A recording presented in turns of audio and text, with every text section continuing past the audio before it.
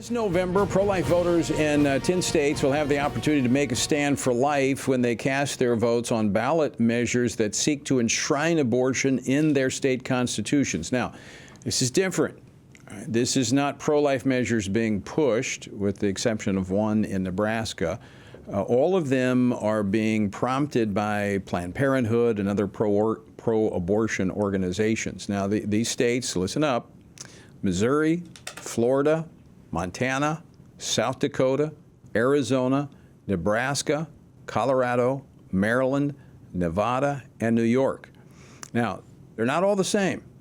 They're not all the same. Some reach farther than others, like the one we were talking about in Missouri. Missouri is actually one of the most far-reaching.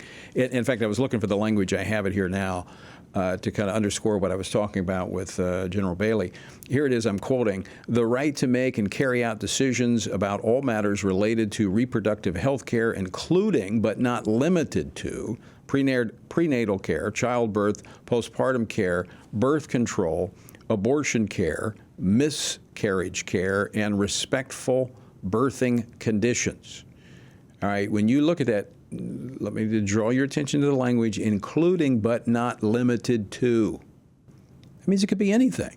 We know how loosely they play with definitions. I mean, male and female, that doesn't mean anything to them. So, in fact, when you talk about abortion being reproductive freedom, killing an unborn child is not freedom. I mean, that's not reproduction.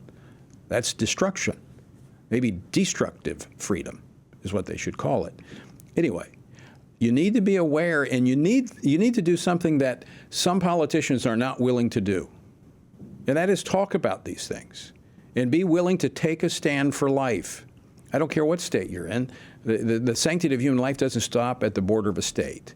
If we're going to be a pro-life nation, we need to be a pro-life nation. And we need to advocate in our state and across this country to protect unborn children. All right, joining me now to talk about these 10 ballot initiatives that will be in the states that we listed is Travis Weber, Vice President of Policy and Government Affairs here at the Family Research Council. Travis, welcome. Thank you, Tony. All right, so why don't you go through these and kind of highlights Arizona, what should voters be looking for there? Yes, as you mentioned, you went through the states and described where these are coming up.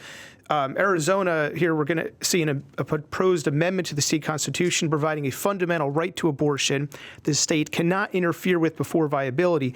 Arizona current law is at 15 weeks protection. So basically this would take some protections and roll them back to have far fewer protections after such an amendment to the state constitution is enacted, assuming that doesn't get interpreted by courts, as we've been discussing, in ways that are even more vague. So that's the situation in Arizona. We see, if you look at the other states, you can kind of see different. Let me just stop you on one major point, is that these, unlike the pro-life measures that are currently in these states, those are statutory. This is constitutional. So this is putting a fundamental right to abortion in the state constitution. Yes, that's right, Tony. We're seeing a number of these proposed amendments to constitutions in different ways that they're putting before the citizens. In New York's case, it's amending the state's Bill of Rights. And elsewhere, you know, they're mostly looking at the state constitution. So the exact specifics differ, but you're correct. So if something is a constitutional right in a state, then a statutory provision that the legislature may pass is going to be heavily scrutinized by the courts if it's challenged, if it interferes with that right. Right. Some of this is going to be left up to court interpretation, but a state constitution is going to trump any other provision of state law in essence. Even frankly, even if there's an issue of federal law, depending on what the issue is, state law may trump it, but a state constitution is going to trump a state statute if the point is the same one, if it's on the same area. If it's a different area, it'll be scrutinized by courts, and certainly abortion litigation groups are going to get in there and argue for abortion. So let's take a few examples of pro-life statutory law that's been passed over the last 40 years. We have issues like informed consent, that a woman has to be informed of what an abortion does, the fact that it's a child. We have some laws in some states that require them to see a sonogram, a picture of the unborn child.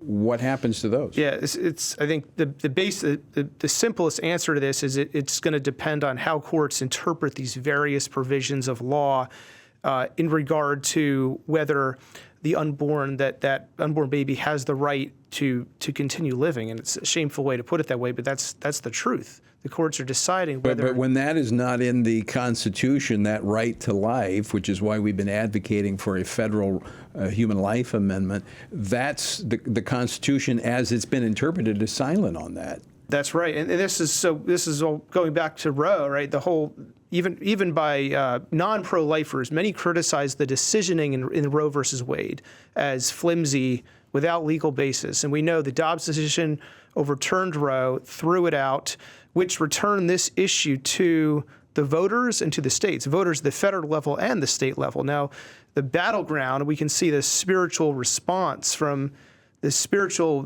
culture of death and the spiritual forces behind that culture. Their response is to push abortion. And even since the midterms, we saw a